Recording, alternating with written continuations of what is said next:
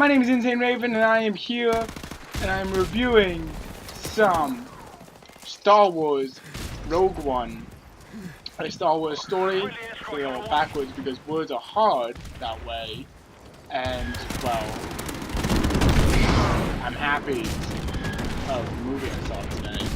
This was the movie that pretty much blew everyone's ever-loving scores out their minds, reviewers and fans alike, with just how good it was. And I'm going to do this review a little bit differently.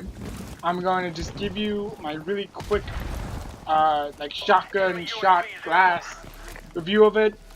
And if you want to stick around and see more why I thought that way, you're welcome to. You don't have to, but anyway, here you go. I'm just procrastinating on it. I feel like this is the best Star Wars movie we have ever gotten. Just straight up the best Star Wars movie ever.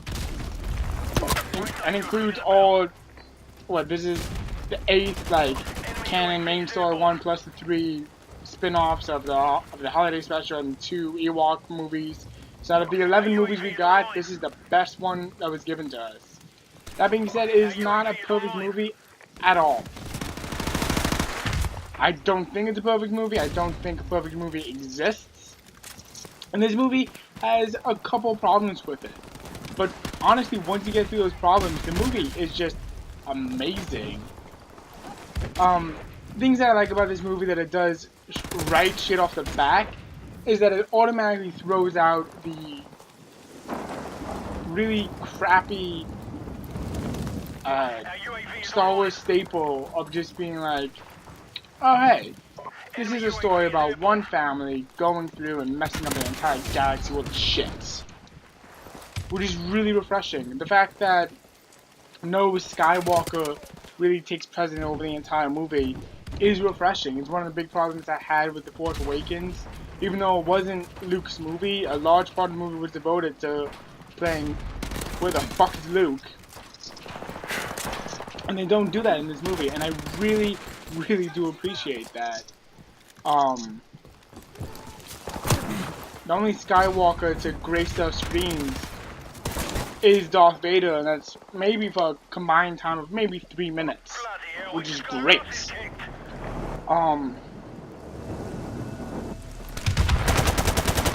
The movie itself it has these fun moments, it has these really witty moments, it has moments that you're like, oh, I didn't think that was going to be in this movie. Pretty much every character, yeah, this is where I want to go with this. I do all these ad-libs, so I'm very sorry for, like, the blockiness of it, but, so every character in this movie more or less starts out as a stereotype of whatever they're playing.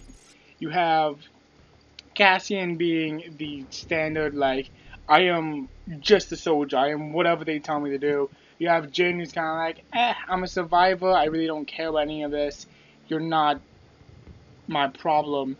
You have, what's his name?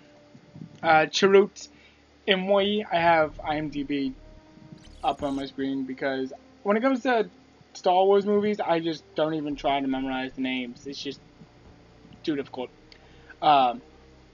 Being the standard, like, Asian badass dude who doesn't need a gun and can just kick ass with his stick, essentially. Yeah, and then you have the father figure who is the guiding path throughout the story. You have all really the other bits that is needed to make a movie like this. But then by the time the movie gets around to its second and third act, it breaks all those modes. For the most part.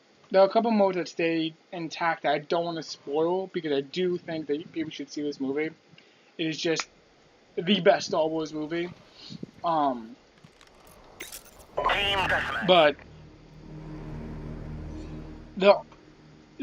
besides the whole stereotypical characters breaking and not breaking the mold, you have a movie that's very big space opera themed, but very much, I would almost say, like a World War II type vibe. You have really these guys in unwinnable odds. You have a bunch of characters who, most of them sound British. Just straight up, most of the people sound British in this movie, and I'm not sure that's because that's what I heard or that's what was actually happening. But it feels very much like a British World War II movie, which I am fine with. It's not something I knew I wanted in my life, but I did.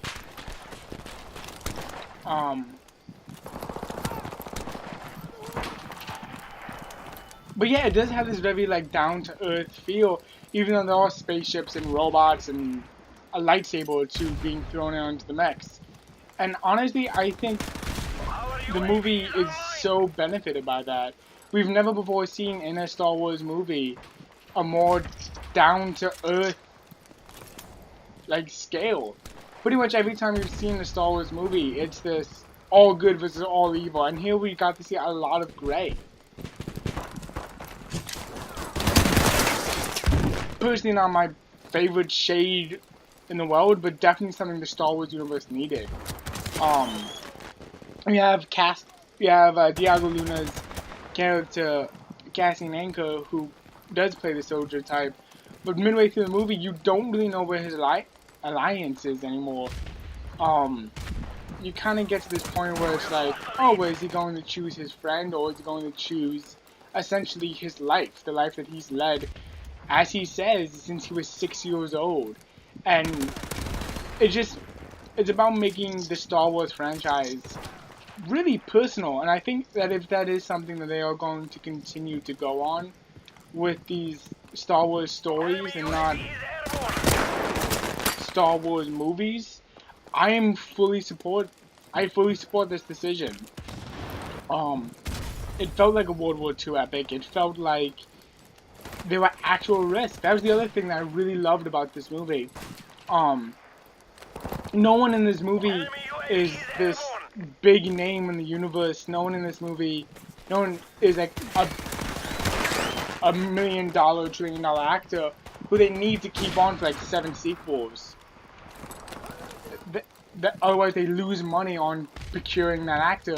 So it gives this sense of like everything that happens in this movie has a risk. There is a huge risk, a huge actual potential for everyone to die, and it's felt. You really do feel that. And what I want to go on real quick before I finish my review is 2 things. Well, I'm not going to spoil the ending. The ending to this movie is perfect. I could not have asked for a better ending to this movie, and I loved it. I loved the ending to this movie. It made sense. It's what this movie needed, essentially. And the second thing I really want to talk about, which is kind of towards the end, but not really, he's thrown in a couple of other times besides just the end, is that we finally, for fucking years, we have not seen a proper Darth Vader come on the screen. And for the first time since Darth Vader was Darth Vader, we got Darth Vader. I don't know if that sentence makes sense, but if you were following my logic, it did. And that's all that's important to me, is that you follow my logic. No, but we got to see Darth Vader come in for a really quick amount of time and prove that, yeah, he may be Anakin Skywalker, but he's a fucking badass still. And there's a reason he is the most feared throughout the galaxy. And we do get to see that again. And coming from a generation that is my generation, who kind of grew up with the prequels and not really Star Wars, seeing fucking Darth Vader take to the screen the way he was meant to since day one is amazing. It is easily not the best moment of the movie. I would say there are a couple of just beautiful shots in this film that easily take your breath away type deals, but definitely one of the better moments in the movie. You could make an argument for the best, but I'm not going to. I don't feel like it is. But the performances were great all around. The story was fun all around. It made sense. There was risks, and it was just a successful movie in my eyes. So, if you're gonna go see it this weekend, which you probably are, even if I said this movie was the worst thing since Superman 4: Quest for Peace, you're gonna enjoy it. Enjoy this movie. Enjoy what this is. And LucasArts Films, if you're watching this video, first off, thank you for finding me. Like, holy shit, you found me. But take note of what you did with this movie, with how personal you made this movie, with the risks you took with this movie. If you can make Star Wars Episode 8 this good, and in this kind of scope, even though it's not going to be, because you're going to have those giant good versus evil again, you're going to make this Raven very, very happy. But yeah, that's all I really have on this movie. You should definitely go see it and love it and watch the shit out of it. I probably won't go see it again, only because I have so many other reviews I want to get to and so many other things I want to work on that it just doesn't make sense for me to go back and watch this movie. But if I did have the time, I totally would. I would, and I would enjoy every minute of it. So yeah, thank you guys for watching. Thank you guys for listening to my ramble, and I hope you guys found this enjoyable. If you guys like to see my movie reviews, TV reviews, I do them pretty much as often as I can on the channel, and as consistently as I can. There's no real schedule, but every day there are gaming videos on this channel. There's you and me having a good old time with a video game.